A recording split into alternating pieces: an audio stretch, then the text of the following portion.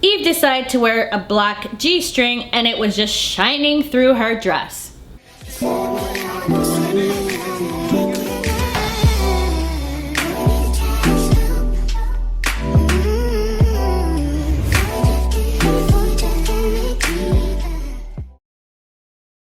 Hey my beautiful peeps, if you're new here, my name is Char and welcome to Char TV. In today's video, I'm going to be doing a recap on episode 7 of 90 Day Fiance. It is called It's Me or the Bikini. Let's jump right in. I'll be starting with Kobe and Emily. It's the next morning and Emily goes into the room with Kobe where Kobe is sleeping because remember, she kicked him out of her room the night before. Kobe said that Emily didn't take his feelings into consideration the night before and that hurt him a lot. But this morning, he wants to keep things positive, no fighting, so that he can enjoy bonding with his son. Babe, you gotta go close the bathroom door or else he's gonna go play in the toilet. Alright, babe, I'm closing it up. Move. I've had 17 months to figure out being a parent and I just feel like I have it down. You know, I've been doing it by myself. It's just been, you know, Kobe and I. Now, Kobe is changing his son's diaper and Emily is just hovering around looking to see what he's doing. You know, kind of criticizing, hey, you don't even have the wipes ready, you don't have anything ready. And he's like, relax, I got this. Now, Emily loves things done a certain way. She's very precise. And usually it's her way or the highway. Don't we just know that? She also says it's the Virgo in her. So it's very hard for her to kind of let go of things and let Kobe take over. Kobe said that Emily has never seen him around kids. He's pretty good with them and he does love them. He feels that she needs to trust him more and gain more confidence in him when it comes to him dealing with their son. Emily wants to show Kobe around Salina. She hopes that he can see them and their family living there. It kind of makes more sense because her parents are there and also it makes sense financially because they don't have a lot of money and remember, he's not even working. Now, while they're strapping Kobe into the car seat, Kobe decided to say that he should drive because he's a better driver than Emily. And she's like, you are not a better driver than me and you're not going to have your first time driving in America with Kobe in the car. Kobe said that y'all have wider roads and can do whatever you want, whereas where he's from, you gotta really be careful. So her telling him that he can't drive is an insult. I don't really care how experienced you are in driving, but I don't feel comfortable you driving with Kobe in the car. My own car? My own son? Yeah, in my car? Not your car, it's my car. So are you gonna get in the car or not? Even if I have to get in the car. Because I'll go by myself. Even if I have to go in the car. But I'm not pleased. Just so you know that. I don't care. Kobe said that in China, Emily was much sweeter than she is now. The Emily he's seeing are not the same. She's changed a lot. Well, honey, the fun and games are over now and reality is kicking in. Now, how do you feel about what Emily said? Do you agree or disagree? For me, I can kind of see her point. I can see why she's concerned. I just feel it's like the way that she expressed herself to him. It could have been done in a better way. Now, when they get in the car, as soon as he was seated, she's like, can you buckle up, please? Like, why is she talking to him like a child? Kobe said that Emily has planned everything and he's kind of just there to fill in the spaces. He's not that kind of person. He sets his own rules and lives by those rules as a man. Now they're driving along and Emily is pointing things out to him, but I don't think that Kobe was too impressed. I'm gonna show you like a dream house of mine. I want a big house. Look how big they are. Yeah, it's beautiful. So pretty. I just can't wait for us to get a place like, you know. I know. God, last night, like in my head, you know, I was like, we're all gonna sleep as a family. But that clearly didn't go as planned. But it's hard because with you in the bed, Copen won't go to bed. Kobe said, what you saying? I can't put my son to bed? And she said, well, when he's off the boob and he can just lay down to go to sleep. And reiterated that Kobe doesn't just lay down and sleep. Kobe wants to know how much longer he has to wait before he can put his son to bed. Emily said she doesn't know. It all depends on when Kobe decides that he doesn't want to nurse anymore. Which Kobe feels like it was a little bit harsh for her to say. In China, they were definitely on the right page. There was no bickering or arguing. But now that Kobe's in America, things are different because there is a lot more bickering and arguing, and it's quite exhausting. And perhaps they're just fooling themselves trying to make things work. They're back from touring Salina, and it seems like Kobe is upset with Emily. So it's a good thing that she's gonna be out for most of the day nannying. That will give each other a bit of space from one another. He's so tired. I know, but I'm not gonna leave until he feels like he's fine. So I don't want his first time being with you and he's all upset about it. Oh. I feel bad because I know Emily feels like I won't be able to do this, but I need to prove myself to Emily that I can be a good dad to my son. So she has to trust me. It's time for her to head out, and Coben is not a happy camper at all. Emily's mother said it's painful to watch her grandson Child because she knows what it takes to have him stop crying. But she feels that Kobe has to learn so that they can develop that relationship. However, she's not ready to leave Kobe alone with Coben just yet. And she also doesn't feel like he has a lot of experience with young children. Little nose. Oh, it's okay, buddy. It's all gonna be fine. Daddy is here. I don't need anybody to supervise me. That's bull. He's my son, and there is just no way I can ever let anything bad to happen to him. I think it's kind of like hot in here. Yeah, buddy. Here you go. This is a serious job. Here, some lunch for you. Seeing the bond that Emily's mother has with Coben is beautiful, and Kobe wishes that his mother was there too. But she passed away in 2014 and he misses her so much. He wishes that she was still alive so that she could see his son and share some of the African culture. It would make him so happy, but he's going to ensure that he lets Coben know where his father is from. It's 5 hours later and Emily returns. Kobe is playing with his son and has an idea that he wants him to try something that's from Cameroon. What is that? Groundnuts. Groundnuts? Like peanut butter. Before you grind them, this is what you grind to have peanut butter. Babe, we can't even eat that. Why? Because it's a choking hazard. Look how little they are. Come on, baby. Eat You this can't in even have Cameroon peanut like butter. we are babies. How do you know he's not allergic or has an allergy? Emily said, please don't give that to him while she's not there. Kobe insisted that a single nut can't kill his son. Emily pointed out, well, look how small they are. Kobe just wanted his son to try something from Africa. He didn't mean any harm by it. He feels like the way she tried to talk to him about it was crazy. He wants a woman that will respect him and create a loving home, which is something that he's not seeing right now. And that is everything between Kobe and Emily. Now, I don't know about you guys, but she's starting to drive me nuts. She really is. I'm trying to like her. I really am.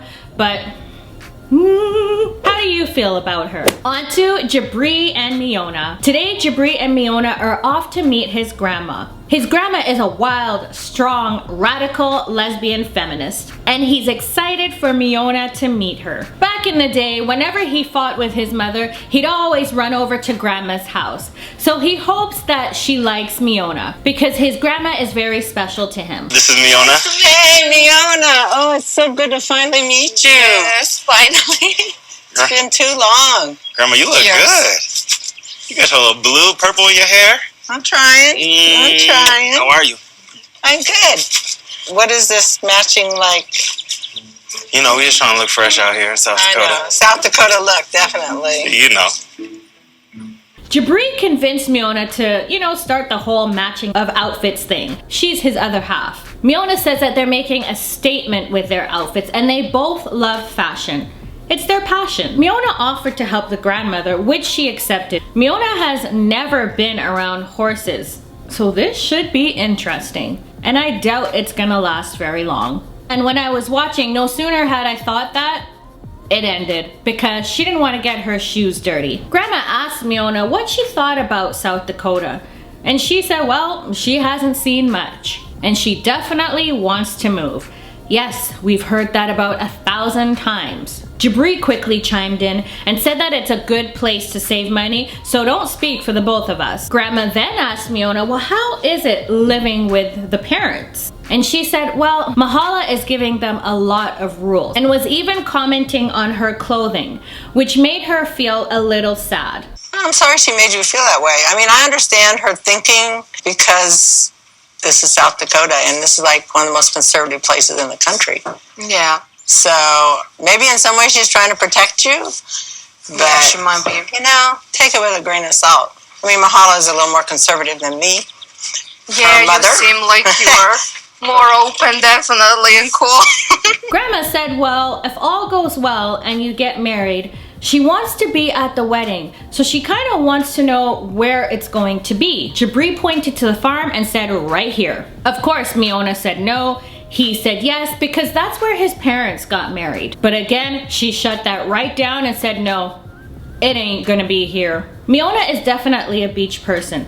And from the time when she was a child, she had always dreamed of having a beach wedding. So she feels like she has a right to have her dream come true. You want to move to LA and get married on a beach in less than 90 days, so. It's my dream wedding, not anyone else's dream wedding.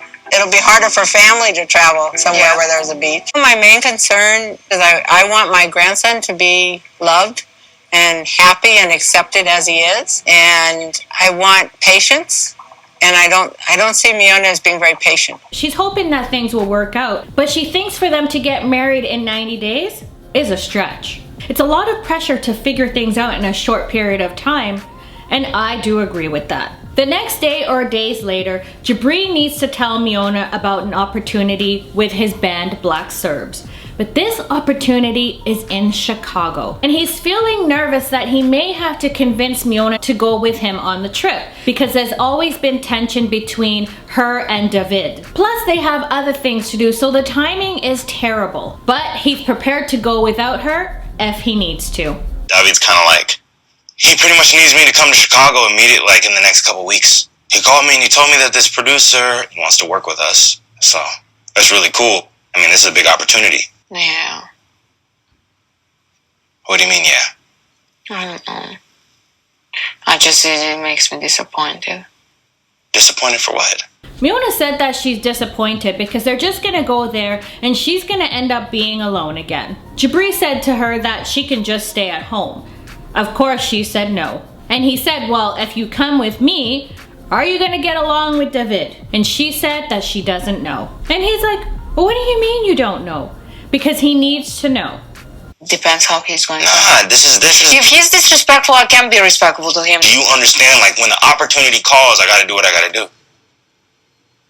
So I'm trying to please everybody, and it's super Okay, hard. I want your music career to work, but if he starts to make some scene, I'ma just let you know. I'm not going to get down to his level, but I'm never going to give him another chance. He said, please promise that you'll keep things cordial with David. And she said, okay. I don't know, we shall see about that. Now Miona went in a little bit and said, they talk about Jibri's feelings non-stop and nothing has changed. The only thing that has is that she's there. He can still live his life, work on his music, and be with his parents. But she doesn't have any of that. She gave up everything to be with him. And now she's gonna be following him to Chicago. She said, one wish, and that one wish seems like it's too much to ask for. And of course, we know that her wish is to have a beach wedding. I'm just saying we might have to prolong things. Yeah. When it comes to your wishes, we don't have to. When it comes to mine, we have to prolong everything. That's not how it is, baby. I do all this for you and go with you to Chicago, stay with you here with your parents. I want my beach wedding. She said, well, now, if we go to Chicago, then we have to have a beach wedding. At this point, Jibri is feeling extremely frustrated. And with that, the conversation is over and he leaves to get some air. And that is everything between Jibri and Miona. On to Yve and Mohamed. Yve and Mohamed are getting ready to head out to have dinner with Yve's friends. Now, Yve comes out in a pink dress and Mohamed's like, I think you want to put on a longer jacket, because Yve decided to wear a black G-string and it was just shining through her dress. She didn't think the dress was distasteful, but she didn't want to say too much about it because she didn't want to upset him, especially that they were going to have dinner with her friends. She's feeling a little bit nervous because Mohamed doesn't usually go out to dinner with a group of females, and also because her friends have concerns that he's changing her, and especially the rules that he's given her recently. She's trying to give him a bit of a break because he's new to the culture there, and she's hoping that her friends will be open and be able to see that he's a good man with a beautiful soul. Thanks for coming. I'm so happy and excited that you guys all finally get so happy to see you. Finally. You're finally here, Mohamed. How was the travel? It was very long. It was very long. My first impression about Yve's friends, that they are weird. I felt that they are trying to see how I will react because I'm Muslim. And he felt like they were showing off their boobs on purpose, which he didn't want to see that. Yve's friend Tatiana didn't waste any time and jumped right in with the questions. She asked him if he's ever had a serious relationship with another woman besides Yve. He said that he had a serious relationship and even spoke to the woman's parents because he wanted to propose. But she ended up breaking up with him because he didn't have any money. And Yve's friend Jen asked him how did he feel when he found out that Yve was double his age. He said she's still pretty, so it wasn't an issue for him. Jen decides to dig a little bit more. Have you ever been intimate with any other women? Like had sex with any other women? No? You never like made out or like you never kissed another woman until Yve? Yes.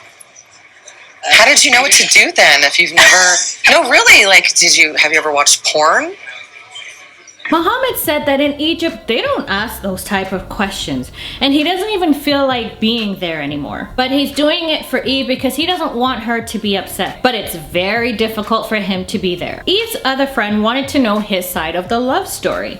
He explains that he saw her profile, and I guess he liked what he saw because he slid into her DMs and sent her a message. And Tatiana said that she understands that in Yve's pictures, she was wearing a bikini. But now, all of a sudden, her wearing a bikini is a problem. Is this freaking you out? Got a lot of it going on. I don't care about anyone but my wife, just because she's mine. Since I come here, she's wearing dresses because I feel more comfortable here about that, because I know our traditions are different. Exactly. Yve explained to her the whole situation with the underwear thing. She felt the need that she had to call Mohamed out because she felt like he was being controlling. She felt like she had to stand up for herself because what he was saying wasn't true, and she didn't feel good about it. Mohamed explains that it's his protection for his woman because you don't know the intentions of others. Jen said that she understands, but her husband is different. Her husband doesn't try to control her and telling her what she could wear. Tatiana said that she never thinks that Yve dresses inappropriately or in a bad way. Mohamed said that, hey, Yve chose him and she knew him before. She was very clear on his likes and dislikes. It's not that clear cut. It really, I'm sorry, it's not. You didn't come to Egypt and saw how... we're not in Egypt. When men try to tell women what to wear, it's never in a positive way, like how you're saying, if you're trying to protect her, it's more of controlling. I don't know, like, why women over here feeling like they doesn't want to be controlled. Talking about all this ain't gonna change his mind. Tatiana is concerned that he's a controlling tyrant, and she would hate for Yve to compromise to a union that she thinks that should accept her fully as she is. Mohamed said that he's curious as to why they're judging him because they can't hide the fact that they are, because he can see it in their eyes. Now Jen clapped back and said that she can see it in his eyes too. He said that they got all their boobs out, not wanting people to judge them, but here they are judging him. And this just shows him how stupid they are. Moments later, on the ride home, things are pretty tense. I respect your culture and the difference between here and Egypt, but they didn't do the same. They judge me all the time, but their opinion, it doesn't matter to me. And actually, I disappointed with you, Yve. He's disappointed with Yve because she told her friends about the clothing situation when that was a private moment between them. Yve said, well, first of all, Tatiana knew about the huge fight that they had in August. Mohamed said, well, oh, you told her about the fight? And she said yes, because she was upset. Now, the huge fight was over Yve wearing a bikini instead of a one-piece while on vacation. You told me I'm going to change myself. No, I did not say that. That's Mohamed. You changed what you agreed about in this point, and you take advantage of my... That's BS.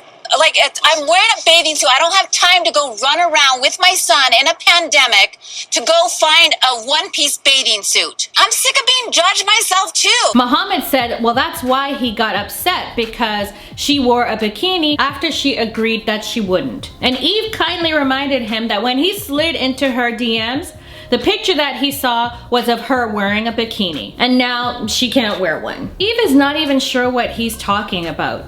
She did say that she would stop eating pork and only drink on special occasions. And she even cleaned out her closet and got rid of things that she knew he wouldn't approve of. But there are things that she kept that she may still want to wear. But she never told him that she'd never wear a bikini again. So she is furious. Mohamed said that she can drink wine, dress how she wants, but just don't get married. And if she wants to follow her friends and dress a certain way, then he's not going to be a part of that. And he will take his behind back home before the 90 days.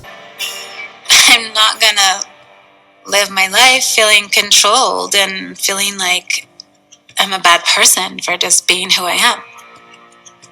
As much as I love him, I won't get married if we can't, like, figure this out.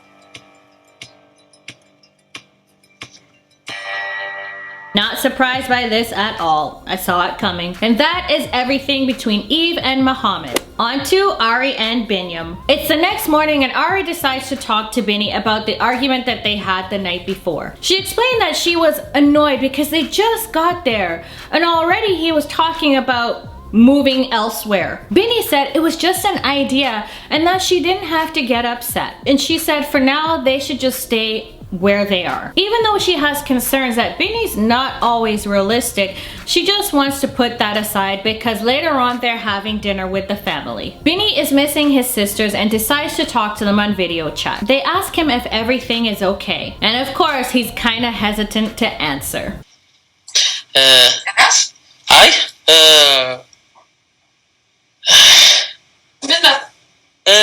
ሌላው ነገር ደግሞ ያው እናንተም ከሷ ጋር ያላችሁ ነገር ያው ወደፊት ጥሩ ነገር ይኖራል ብዬ አስባለሁ ምናልባት እሷ አሁን የምታስበው ነገር ትንሽ ለምን ወይን ደፉብኝ ምናምን Mimi reminded Bini that Ari said she was happy that she didn't have to see them anymore even though they cared for her and Avi and maybe the wine that spilled on her made her drunk. Bini said take it easy because that's their sister-in-law after all, which asked him if he's met her family. He said that he's met her parents, but he hasn't met her brothers and sister, but he will at dinner later on. Now because of what happened back in Ethiopia, he's a little nervous because they may ask him questions and stress him out. He also explains to his sisters about their financial situation and that rent is very expensive there, which said that it's best to tough it out until he's stable, and if not, he can come on back home. He also explains that he has 90 days to sign marriage papers, and if things go bad and they don't get married, he's gonna have to go home and leave Avi behind.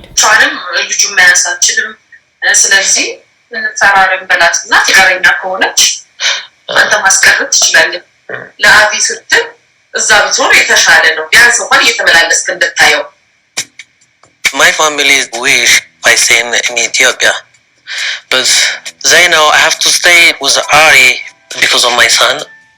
He's hoping that he can fix their relationship, but he's not too sure.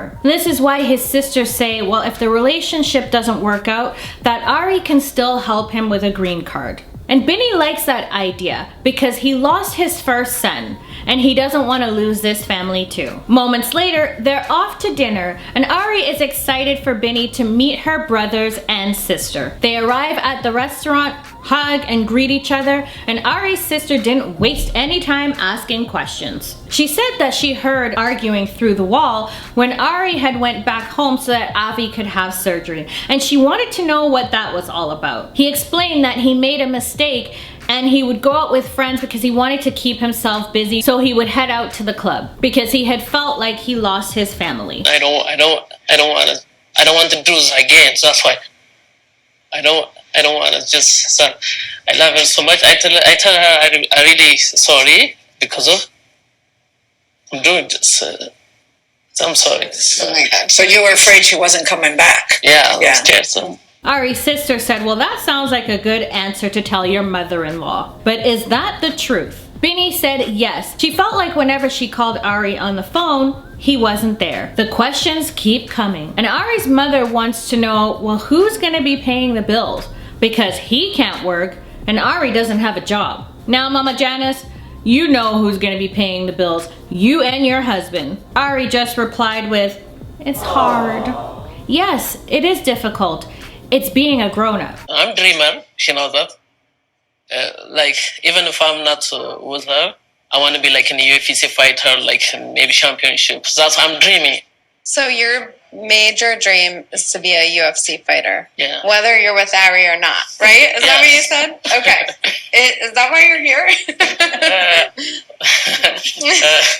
Now, I think Binny put his foot in his mouth when he proceeded to say that he came for Ari. But his family said if she doesn't want him, she can sign for his green card because it's good for him. The silence was awkward. Ari worries that she loves Binny more than he loves her, or that he doesn't love her the same way that she does. She wonders if they'll ever work out their trust and communication issues. And that is everything between Ari and Biniyam. That concludes my recap. I really hope that you enjoyed. Again, I'm struggling to get through these episodes, you guys. Like, I really am. I can't believe I'm still saying that after episode 7. As for Jibri and Miona, listen, if I have to hear this wedding stuff one more time, it is driving me nuts. Yes, girl, we know you want a beach wedding, okay? But I want to know where you gonna get the money from for this fancy beach wedding. And then she's complaining about Chicago. I mean, it's an opportunity for him to make money, no? They need money to get married and to move to LA. I just feel like she needs to exercise some more patience. As for Yve and Mohamed, well, we all saw the problems ahead. I mean, let's be real about it. But her friends kind of were intense with Mohamed with the questions. I mean, questions are to be expected, but I feel like after a while it was just a little much. What do you think? As for Ari and Binny, I find it kind of funny how the sister was doing all of this when she living at home herself. Just saying. But I do hope that things work out between them, that they can work out their issues, especially if they have a son together. That is everything for my video. If you enjoyed it, give me a thumbs up. Leave your comments down below as to how you enjoyed the episode or if you didn't enjoy the episode. Hopefully I can pin one of your comments. If you haven't subscribed, I don't know what you're waiting for. Hit that red button. It's a fun time up in the community tab. I definitely make sure that y'all are entertained. I really appreciate you all watching my videos. I know sometimes they can be quite long. Just trying to make sure I give you all the details, but it's greatly appreciated. Thanks for watching, my beautiful peeps, and I'll see you in my next video. Bye!